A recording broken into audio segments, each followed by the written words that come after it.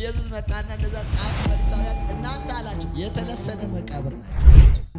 የተለሰነ መቃብር ማለት ውጪው ላይ በጣም ያምራል፣ በጣም ይጌጣል፣ በነጭ በጥቁር አበባ ምናምን ይደረግለት ያምራል። ብትሰብሩት ብትከፍቱት ብትገልጡት ግን ሙት ነገር ውስጡ አለ። የማይሰራ የማይንቀሳቀስ ነገር ውስጡ አለ።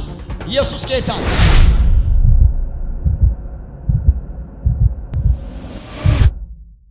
እግዚአብሔር መጽሐፍ የሚናገረው ምን መሰለህ? በክርስቶስ ሆኖ ዓለምን ከራሱ ጋር ምን ይል ነበራል? ያስታርቅ ነበር። በእኛ ደግሞ የማስታረቅን ቃል አኖረ ይላል። አሁን እግዚአብሔር ታርቆ ምን ብሏል? ጨርሷል። በክርስቶስ ታርቋል። አሁን መታረቅ ያለበት ሰው እግዚአብሔር ማንንም ሰው በጥላቻ አይን አይመለከትም። አሁን ማንንም የሚያምነውን በል የማያምነውን በል እግዚአብሔር በጥላቻና በበቀል አይን የሚመለከተው ሰው የለም። እግዚአብሔር አዳምን መቅጣት ይፈልግ ነበረ።